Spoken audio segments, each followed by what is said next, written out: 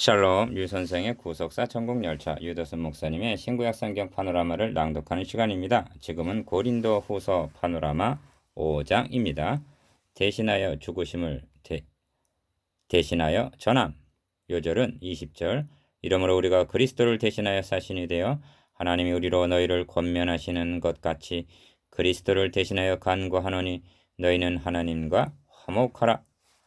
5장의 중심점은 우리를 대신하여 죽으신 구속의 은총을 그리스도를 대신하여 전한다는 데 있습니다. 키워드는 대신이라는 말인데 6번이나 나옵니다.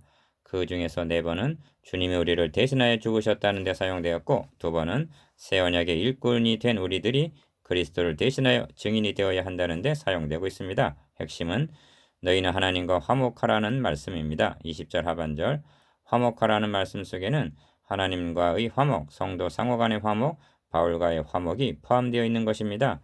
문맥을 살펴보면 3장에서 새 언약의 일꾼됨의 영광을 말씀하고 4장에서 새 언약의 일꾼들이 받을 고난을 말씀했습니다. 이제 5장에 이르러 새 언약의 일꾼들이 증거해야 할 새 언약의 내용이 무엇인가를 말씀하는 문맥입니다. 이는 그가 새 언약의 일꾼, 영의 직분, 의의 직분을 수행하고 있는가 아니면 의문의 직분, 정죄 직분, 죽이는 직분자 노릇을 하고 있는가 여부를 판가름하는 대단히 중요한 내용입니다. 이를 세 단원으로 나누어 상고하겠습니다. 첫째 단원 1절에서 10절 주를 기쁘시게 하는 자, 둘째 단원 11절에서 17절 그리스도의 사랑의 강권, 셋째 단원 18절에서 21절 화목하게 하는 말씀을 부탁하심. 첫째 단원 1절에서 10절 주를 기쁘시게 하는 자, 그런즉 우리가 거하든지 떠나든지 주를 기쁘시게 하는 자 되기를 힘쓰노라. 9절 1. 첫째 단원의 중심점은 작은 결론과 같은 구절 속에 나타나 있습니다. 거하든지 떠나든지 즉 살든지 죽든지 주를 기쁘시게 하는 자 되기를 힘쓰노라 합니다. 만일 땅에 있는 우리의 장막집이 무너지면 하나님께서 지으신 집 곧 손으로 지은 것이 아니오 하늘에 있는 영원한 집이 우리에게 있는 줄 아나니 합니다. 1절 땅에 있는 것과 하늘에 있는 것, 장막과 하나님이 지으신 집, 무너질 것과 영원한 것이 대조되어 있습니다. 이처럼 말씀하는 첫째 단어는 4장의 연속으로 새 언약의 일꾼들이 당하는 고난과 이에 따른 심정을 말씀하는 내용입니다. 4장에서도 겉사람과 속사람, 잠시와 영원, 혼란과 영광, 경한 것과 중한 것을 대조해서 말씀했습니다. 4장 16절에서 18절 2. 다시 상기시킵니다만 바울은 계속 우리라고 말씀하고 있습니다. 이 우리가 고린도 성도들과는 모든 그리스도인들을 포함하는 것이라고 볼 수도 있지만 바울의 의중은 고린도 교회에 침투한 의문의 직분자들과 구별된 새 언약의 일꾼들을 염두에 두고 하는 말씀입니다. 보십시오. 3장 16절에서 저가 또 우리로 새 언약의 일꾼 되게 만족해 하셨으니 한 말씀이 4장 2절에서 우리가 이 직분을 받아 하고 이어지고 5장 20절에서는 이러므로 우리가 그리스도를 대신하여 사신이 되어 하고 말씀하고 6장 3절에 이르러서는 우리가 이 직책의 회방을 받지 않게 하려고 무엇이든지 아무에게도 꺼리끼지 않게 하고 계속 이어지는 문맥입니다. 왜 이 점을 강조하느냐 하면 오늘날의 직분자들인 우리의 각성을 촉구하기 위해서입니다. 지금 남의 이야기를 하고 있는 것이 아닙니다. 그렇다고 모든 그리스도인들 이야기를 하는 그런 느슨한 말씀이 아니라 직분을 맡은 우리를 가리키면서 너에게 하는 말이다 하시는 것으로 받아야 한다는 말씀입니다. 왜냐하면 천국문을 닫고 여는 책임이 설교자가 있기 때문입니다. 3. 그러므로 만일 땅에 있는 우리의 장막이 무너지면 하는 것을 늙어 병들어 죽는 그런 것을 상정한 말씀이 아닙니다. 새 언약 일꾼들이 복음을 증거하다가 죽임을 당한다 해도 하는 비장한 의미를 하는 말씀입니다. 초대교회에 세움을 받았던 새 언약 일꾼들은 복음을 위하여 죽을 준비가 되어 있는 사람들이었습니다. 하나님께서 지으신 집 곧 손으로 지은 것이 아니오 하늘에 있는 영원한 집이 우리에게 있는 줄 아나니 합니다. 1절 하반절 4. 과연 우리가 여기 있어 탄식하며 하늘로부터 오는 우리 처소로 덧니기를 간절히 사모하노니 합니다. 2절 탄식이라는 말이 2절과 3절에 반복해서 나옵니다. 짐진 것 같이 탄식하는 것은 합니다. 이는 바울이 육신적으로 얼마나 힘에 지나도록 심한 고생을 당했는가를 나타내는 대목입니다. 1장 8절 이런 탄식이 어찌 바울만의 탄식이겠습니까? 새 언약 일꾼으로 징집을 당한 자는 누구나 각오로 해야 할 일입니다. 바울은 자신이 붙잡고 다름질 쳤던 복음의 바통을 디모데에게 넘기면서 복음과 함께 고난을 받으라 합니다. 디모데후서 1장 8절 2장 2절에서 4절까지에는 벗고 덧입고 하는 표현이 나타납니다. 첫 절에서는 우리의 몸을 장막에 비유해서 땅에 있는 장막이 무너지면 하늘에 있는 영원한 집이 있다고 말씀했는데 2절 이하에서는 더욱 알아듣기 쉽도록 옷에다가 비유하여 벗고자 함이 아니요 오직 덧입고자 함이니 합니다. 4절 이는 우리가 다 잠잘 것이 아니요 마지막 나팔의 순식간에 호련히 변화하리니 한 고린도전서 15장 51절 영화에 대한 소망을 나타냅니다.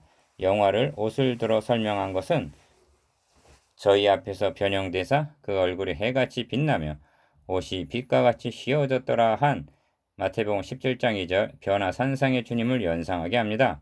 모든 성도들이 그러할 것입니다만 바울의 소망도 벗지 않고 즉 죽음을 보지 않고 덧입기를 바랐습니다.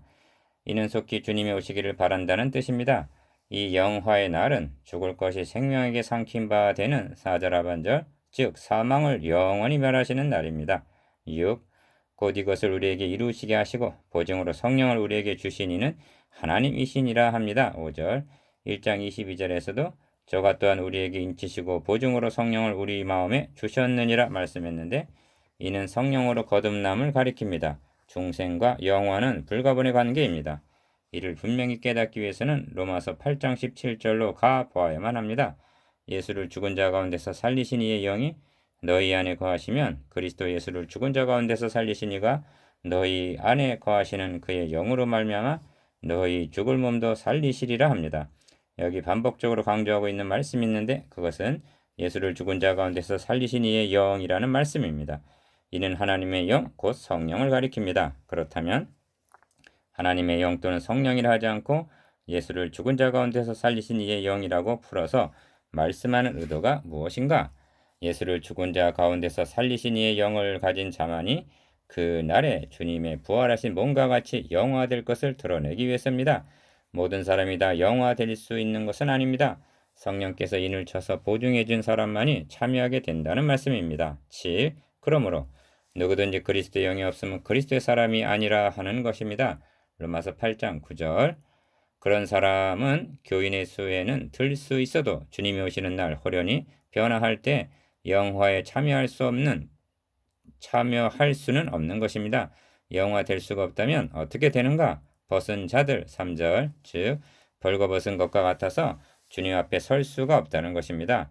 그날에 일어날 이 두려움을 알았기에 내 말과 내 전도함이 지혜에 권하는 말로 하지 아니하고 다만 성령의 나타남과 능력으로 하여 너희 믿음이 사람의 지혜에 있지 아니하고 다만 하나님의 능력이 있게 하려 하였다고 말씀했던 것입니다. 고린도전서 2장 4절 본문 말씀대로 하면 성령의 인치심을 받은 성도가 되게 하기 위해서라는 말씀입니다. 이를 아는 새 언약의 일꾼이라면 성령과 동역하기를 사모하지 않을 수가 없는 것입니다. 8. 묻고 싶은 말씀이 있을 것입니다. 그것은 내가 거듭난 여부를 어떻게 알 수가 있는가 하는 점입니다. 그 안에서 너희도 진리의 말씀 곧 구원의 복음을 듣고 그 안에서 믿어 약속의 성령으로 인치심을 받았으니 하고 대답합니다. 에베소서 1장 13절 여러분은 기어 진리의 말씀 곧 구원의 복음을 들었습니까? 어찌하여 하나님의 아들이 육신을 입고 이 땅에 오셔서 십자가에 못 박혀 죽으셔야 했는지 말해 줄 수가 있습니까? 들어서 알고 있는 것을 니은 마음으로 믿고 있습니까? 그리하여 디귿 기쁨과 감사와 찬양이 있습니까?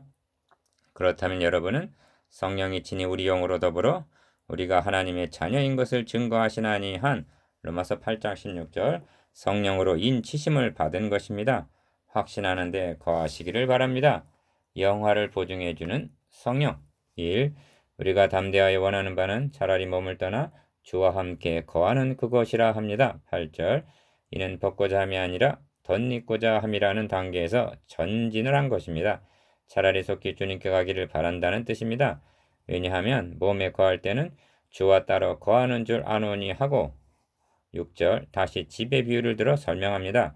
우리는 땅에 있는 집에 살고 있고 주님은 하나님 우편 즉 하늘에 있는 집에 계십니다. 이것이 주와 따로 거하는 줄 아노니의 뜻입니다.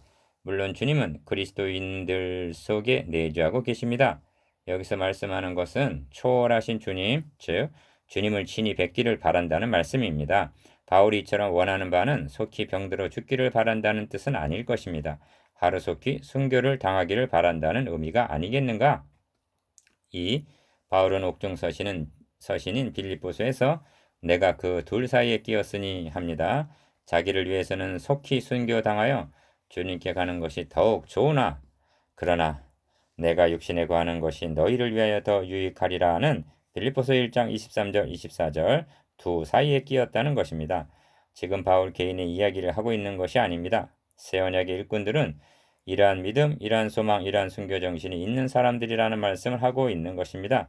다시 상기시킵니다만 이렇게 말씀하는 바울의 의중에는 수건이 마음에서 벗어진 자와 아직 벗어지지 아니한 자가 어떻게 다른가 하는, 다시 말하면 바울에게 청거서가 없다고 비난하는 사람들을 염두에 두고 하는 말씀입니다. 보십시오. 3장 1절에서 자천하기를 시작하겠느냐, 청거서를 너희에게 붙이겠느냐 하고 시작된 논증을 4장 2절에서 하나님 앞에서 각 사람의 양심에 스스로 천거하노라 하고 5장 12절에서 우리가 다시 자천하는 것이 아니오 하고 여전히 붙잡고 있는 문맥입니다. 3. 그런즉 우리는 거하든지 떠나든지 주를 기쁘시게 하는 자 되기를 힘쓰노라 합니다. 9절 근심을 끼치지 않는 것만으로는 족하지 않습니다. 옥중 서신에서 주께 기쁘시게 할 것이 무엇인가 시험하여 보라 합니다. 에베소서 5장 10절 이제 내가 사람들에게 좋게 하랴 하나님께 좋게 하랴 사람들에게 기쁨을 구하랴 내가 지금까지 사람의 기쁨을 구하는 것이었으면 그리스도의 종이 아니니라 합니다. 갈라디아서 1장 10절 바울은 거하게 하시든지 떠나게 하시든지 주를 기쁘시게 하는 자 되기만을 바란다는 말씀입니다. 새 언약 일꾼들은 이러한 사람들이라는 것입니다. 4.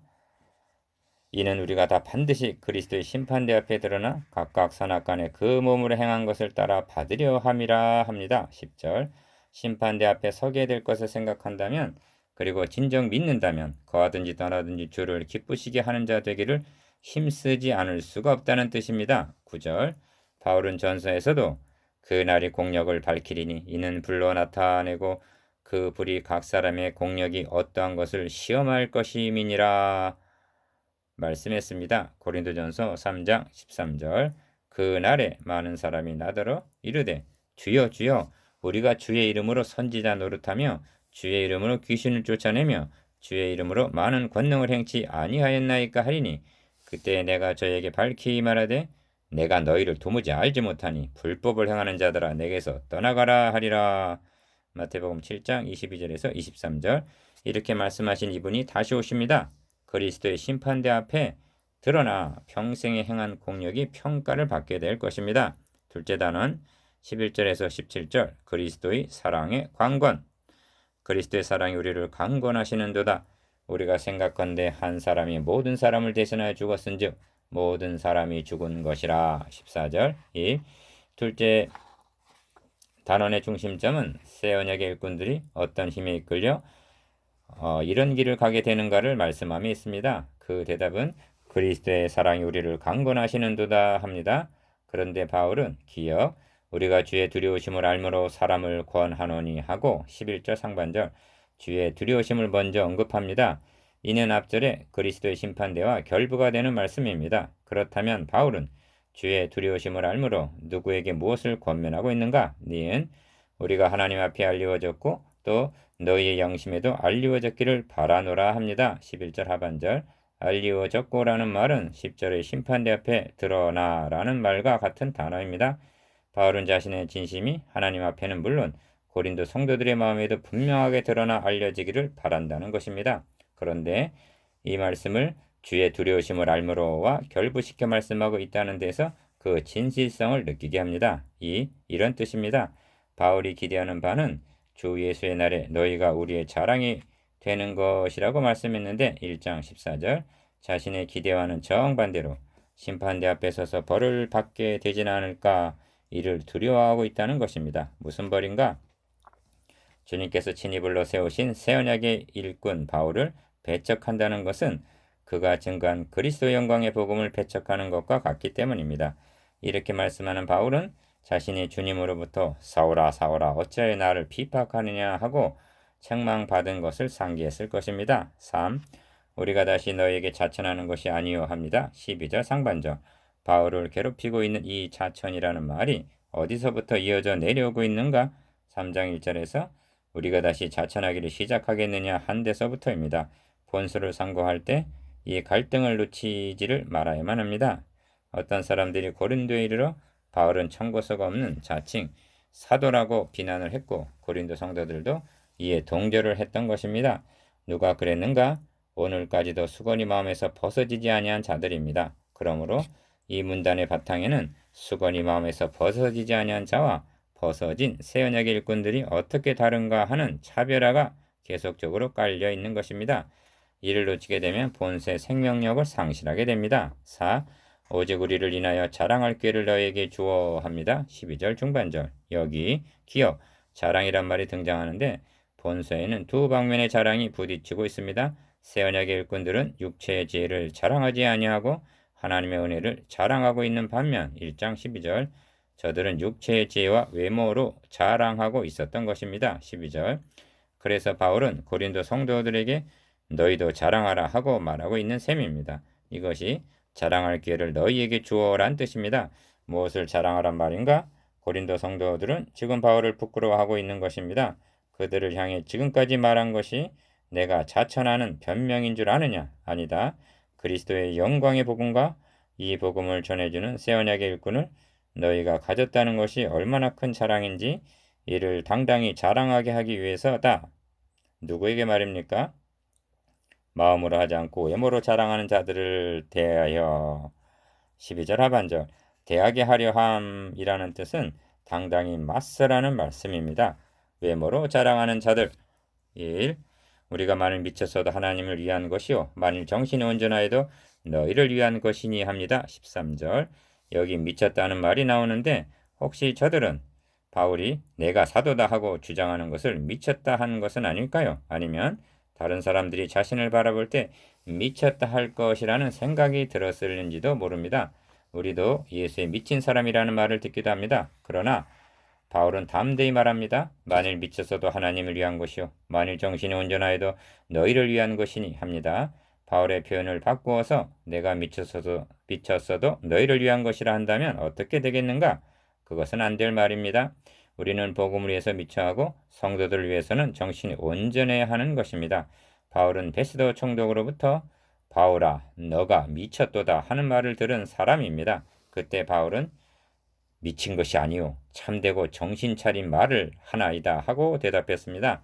사도행전 26장 24절에서 25절 성도들을 향해서는 참되고 정신이 온전한 진리를 증거해야 하는 것입니다. 2. 그리스도의 사랑이 우리를 강권하시는도다 합니다. 14절 상반절 앞에서 우리가 만일 미쳤어도 하나님을 위한 것이요 만일 정신이 온전하여도 너희를 위한 것이니 하고 13절 말씀했는데 왜 이렇게 살아야만 하는가? 그 대답은 그리스도의 사랑이 우리를 강권하시기 때문이라는 것입니다. 강권이란 말은 잡아당긴다는 뜻입니다.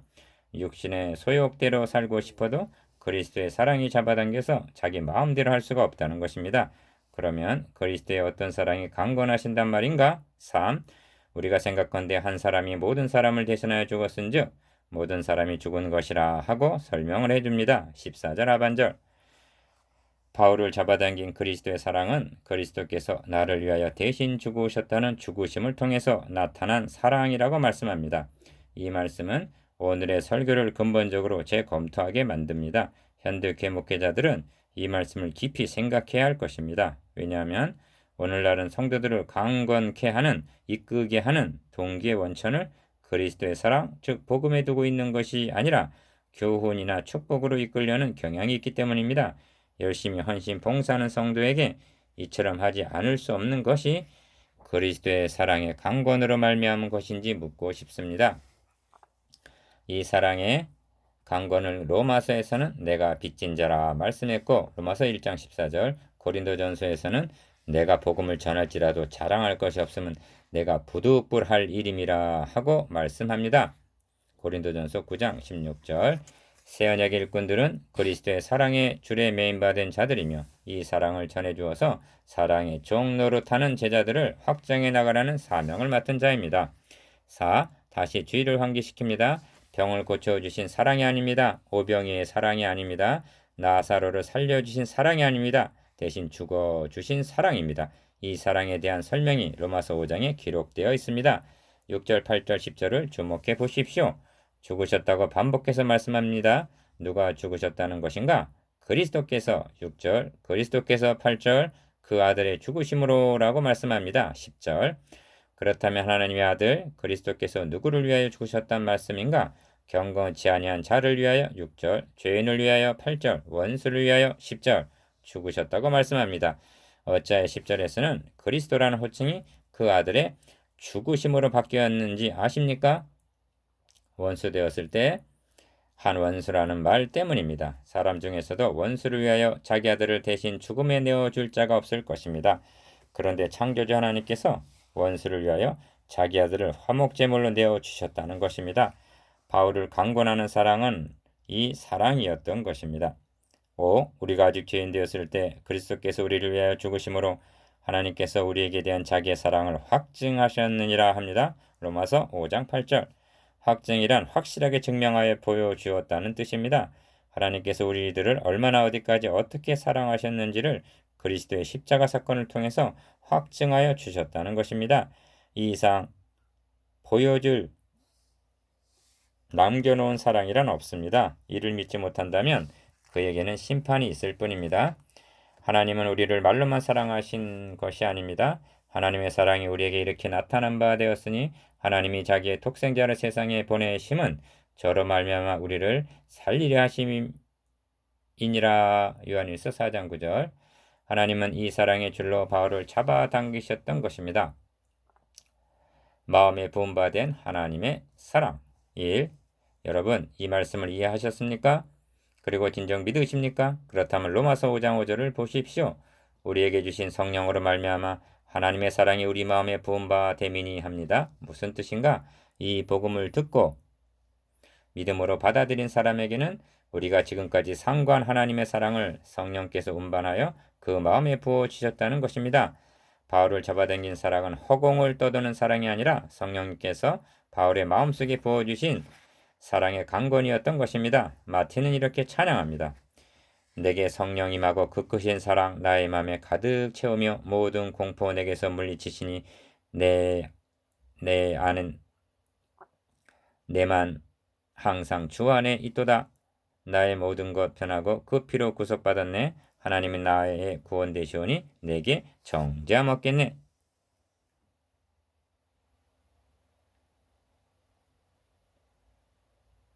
이는 바울뿐만이 아니라 새 언약의 일꾼들이란 이 사랑이 동일하게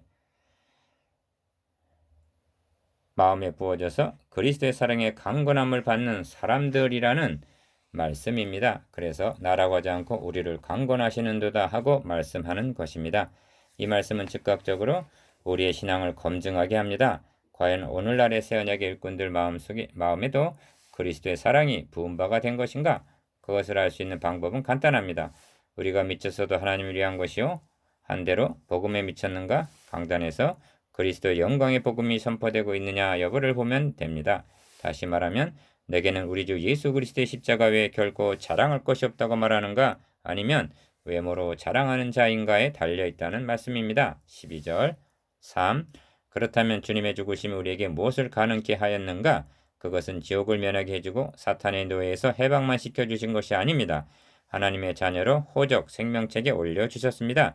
자녀만 된 것이 아니라 후사 즉 내 것은 다 너의 것이라고 말씀합니다. 이를 가리켜 유업을 이을 자니라 하십니다. 갈라디아서 4장 7절.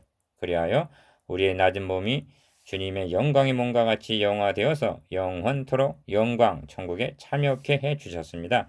이를 묵상할 때 이 사랑이 강건하시는도다 즉 잡아당긴다는 것입니다. 4.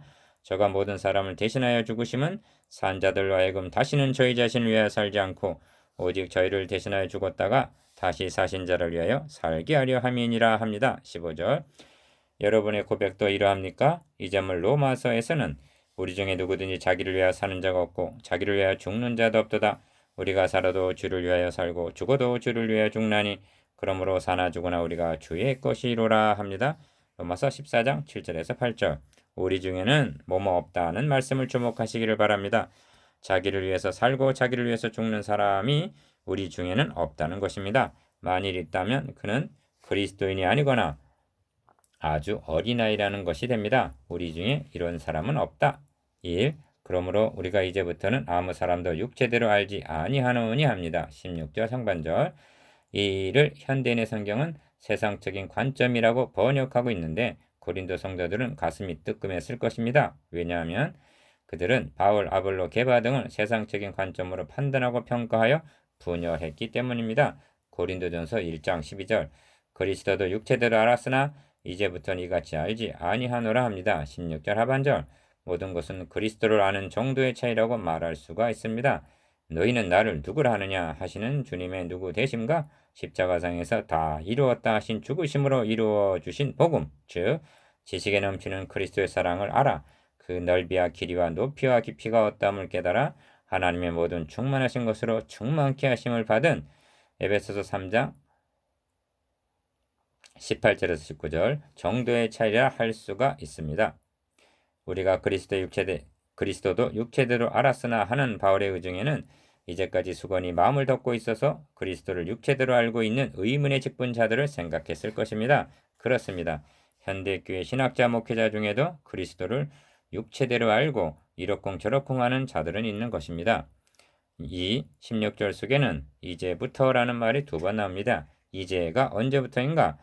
그리스도의 사랑이 나의 마음에 부은 바 된 날, 곧 거듭난 날부터입니다. 너희는 너희 것이 아니라 값으로 산 것이 되었음을 고백한 날부터입니다. 고린도전서 6장 19절에서 20절. 이제부터는 세계관, 인생관, 가치관, 결혼관 등 모든 것이 변한 사람이 그리스도인들이라는 뜻입니다. 그런즉 너희가 먹든지 마시든지 무엇을 하든지 다 하나님의 영광을 위하여. 고린도전서 10장 31절라고 하는 사람들이라는 말씀입니다. 3. 그런즉 누구든지 그리스도 안에 있으면 새로운 피조물이라 이전 것은 지나갔으니 보라 새 것이 되었도다 하고 선언합니다. 17절. 새로운 피조물이라 말씀합니다. 그리스도인들은 재창조를 받은 새로운 피조물입니다. 언제부터 재창조 역사가 시작이 되었는가? 구약은 이전부터이나 재창조의 문이 열린 것은 주님께서 죽으시고 다시 사셔서 첫 열매가 되신 때부터 시작이 되었다고 보아야만 합니다. 그리고 여러분이 새로운 피조물이 된 것은 허물과 죄로 죽었던 영혼이 거듭났을 때 시작된 일입니다. 이는 복음으로만이 가능하여짐을 명심하시기 바랍니다. 하나님은 첫 창조를 말씀으로 하셨습니다. 재창조는 이는 하나님께서 그리스도 안에 계시사 19절 상반절 즉 말씀이 육신이 되어 죽으시고 다시 사신 생명의 말씀으로 하시는 것입니다. 빌립보서 2장 16절. 4. 우리가 지금 중생을 통하여 새로운 피조물이 되었으나 완성이 된 것은 아닙니다. 주님께서 다시 오시는 날 우리 몸이 영화될 때하여 완성이 될 것입니다. 이 점을 우리 몸의 구속을 기다리느니라. 로마서 8장 23절. 너희 속에 착한 일을 시작하신 이가 그리스도 예수의 날까지 이루실 줄을 우리가 확신하노라 하고 말씀합니다. 빌립보서 1장 6절. 이 점에서 생각하게 되는 것은 첫 창조 때는 사람을 맨 마지막에 지으셨으나 재창조를 이루시는 과정에서는 타락한 인간을 제일 먼저 새로운 피조물로 만드셨다는 사실입니다. 그리고 지금 피조물들은 새 하늘과 새 땅이 임하기를 탄식하며 고대하고 있습니다. 로마서 8장 22절. 이것이 무심한 일이 아닌 것은 이 새 언약의 일꾼들을 통하여 하나님의 나라를 확장시켜 나가시려는 계획이 있으시기 때문일 것입니다. 이를 인식한다면 새 언약의 일꾼, 영의 직분, 살리는 직분이 얼마나 영광스러운 직분이며 그 입에 두신 그리스도의 영광의 복음이 얼마나 위대하고 능력이 있는가에 대해서 각성해야 마땅합니다. 5. 우리가 살펴본 바대로 고린도 후서에는 이 문단이 심장과 같은 중심부입니다. 2장 14절에서 7장 4절. 이 말씀은 살았고 능력이 있어 좌우의 날선 어떤 검보다도 예리하여 혼과 영과 및 관절과 골수를 찔러 쪼개기까지 하며 마음의 생각과 뜻을 감찰하여. 히브리서 4장 12절. 우리를 벌거벗은 자처럼 드러내고 있습니다. 과연 너는 복음의 영광스러움을 알고 있느냐? 머리로만 알 뿐 아니라 머리로만 알 뿐 마음에는 여전히 수건이 덮여 있는 것은 아니냐? 과연 너는 새 언약의 일꾼되기에 만족해 하심을 입었느냐? 너는 진정 마음에 부음받은 그리스도의 사랑의 강건함을 받고 있느냐? 우리를 예리하게 검증을 합니다.